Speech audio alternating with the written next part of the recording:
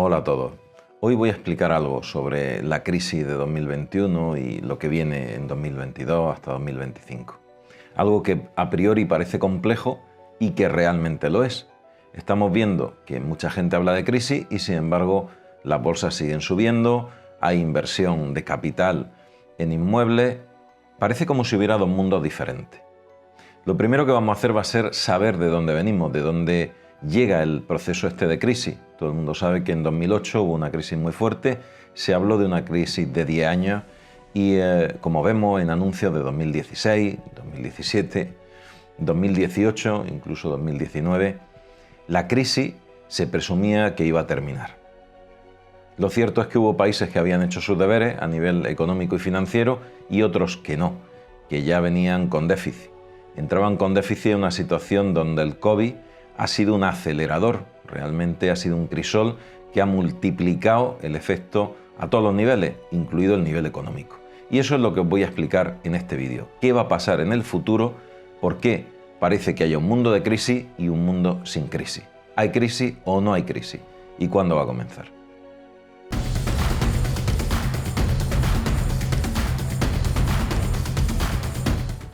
El FMI advierte del riesgo de una nueva crisis financiera ante una recuperación desigual. La eurozona requerirá más tiempo de lo previsto para retomar la senda del crecimiento, que solo será posible con un apoyo monetario y fiscal continuo. Según un estudio del grupo de expertos Bruegel de Bruselas, casi un tercio de los hogares europeos no podría cubrir un gasto inesperado incluso antes de la crisis del COVID.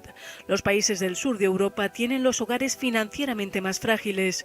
La mayoría de las entidades de crédito de la eurozona tenían suficientes reservas de liquidez al inicio de la pandemia tras superar el batacazo del 2008. Con el nuevo golpe de la COVID-19 todo se resume a la incertidumbre, lo que hace temer otro periodo de austeridad. ¿A qué tipo de mundo vamos ahora? ¿Hay crisis? ¿No hay crisis? El COVID se ha comportado como el gran acelerador de procesos de todo tipo, incluidos los procesos económicos. No habíamos solventado la crisis de liquidez y nos sumergimos directamente en una crisis de deuda. Primero faltaba dinero, en 2008 era una crisis que se podía arreglar, entre comillas, generando dinero. La estructura de los bancos centrales, Fondo Monetario Internacional, la Reserva Federal, fabricaba dinero, entre comillas, para ponerlo en la arteria de la sociedad y mover la economía. Esa era la solución y durante 10 años fue prácticamente lo que se hizo, mejorando progresivamente más unos países que tenían mejor estrategia económica y de comercio que otros. Pero la crisis actual no es una crisis de liquidez solamente, es una crisis de liquidez y productiva, por lo tanto es económico y financiera. Y es muy diferente a la anterior y sobre todo que nosotros tenemos un factor ahora que no existía en el 2008, que es el COVID. El COVID es determinante porque, como digo, ha sido un acelerador de todos los procesos, incluidos los procesos económicos. En esta crisis se va a dibujar un escenario marcadamente dividido, de vencedores y vencidos. Y de ahí viene casi siempre la confusión de que podéis encontraros vídeos donde os dicen en 2021, segunda parte de 2021, comienzo de 2022, vamos a tener una época de bonanza y todo va a ir bien cuando las vacunas se instauren a nivel global y todo ese discurso defiende una recuperación muy importante de la economía, y otros que hablen de crisis importante, de gente pasándolo mal, de colas del hambre, de desempleo, de pérdida de puestos de trabajo. ¿Qué es verdad, lo uno o lo otro? Pues la realidad, como vamos a ver, es que es verdad las dos cosas.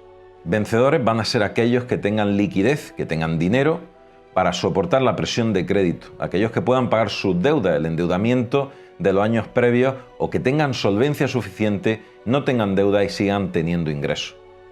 Si las fuentes de ingresos son sólidas, si sus negocios no se vienen abajo, si somos capaces de soportar el envite del COVID y la crisis de deuda, no va a pasar nada.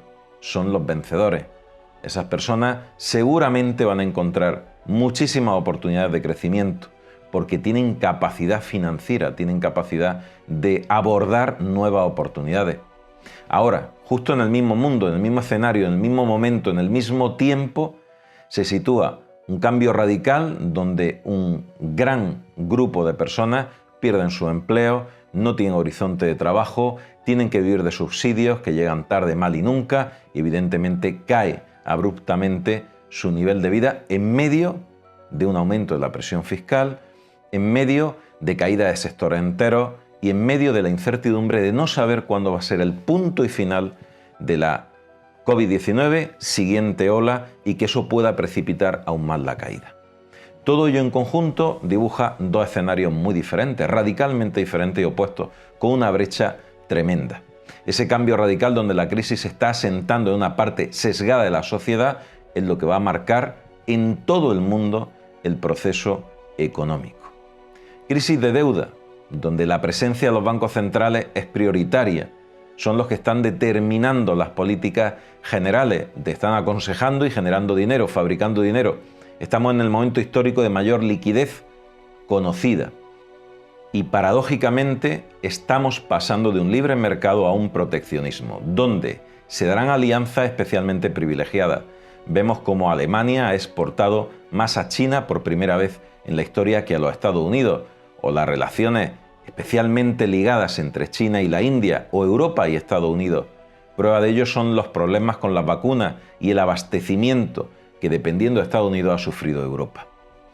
Vamos a pasar del elitismo al populismo. Esto es súper importante, es un paso que ya se ha dado de una forma muy desigual en los diferentes países. Una igualación a la baja de la sociedad con volatilización de gran parte de la clase media.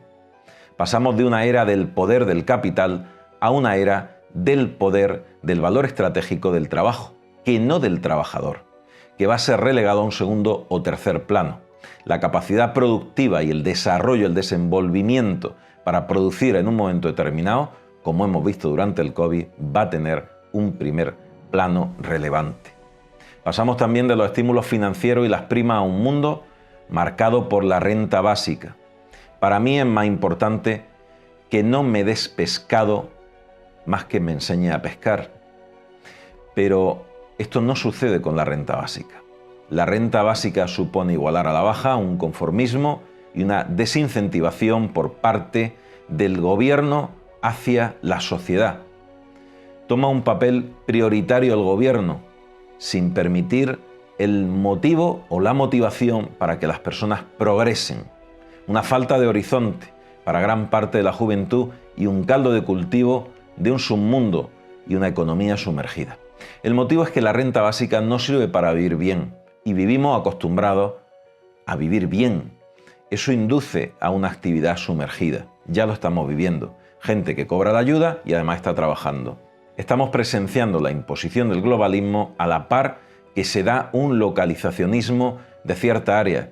El Brexit es muestra de ello, la búsqueda de la autosuficiencia productiva como defensa frente a las nuevas oleadas del virus.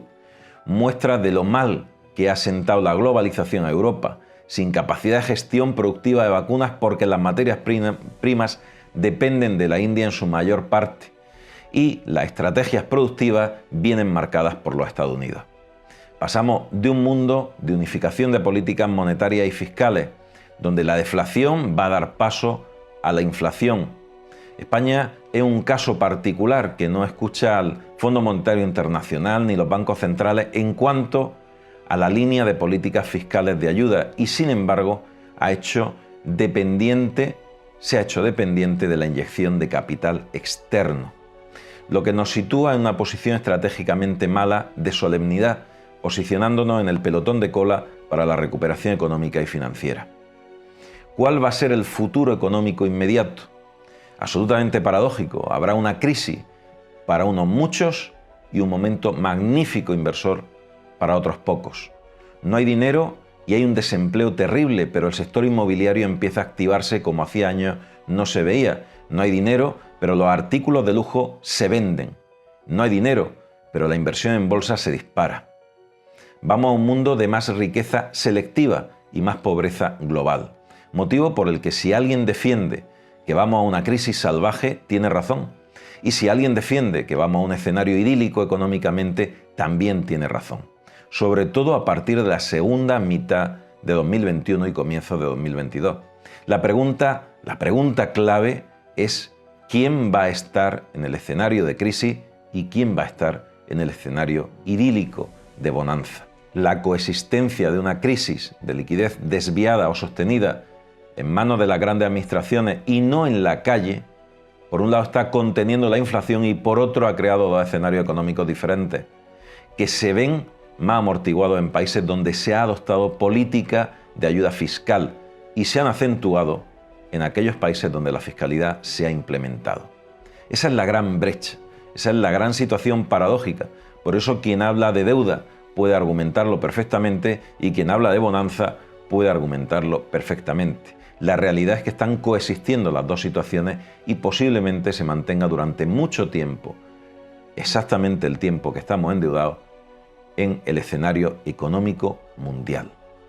Dependerá de cuáles son las políticas fiscales y la dependencia de esa emisión de deuda por cada parte de los gobiernos, por cada gobierno, si la evolución va a ser más rápida o más lenta en cuanto a la recuperación económica. Países que tengan una gran fiscalidad, que aumenten las medidas fiscales y que dependan en gran medida de la emisión de deuda, con tejidos empresariales, con gran destrucción de empleo y que además los sectores más dañados sean sector servicios, son países que lo van a pasar muy mal.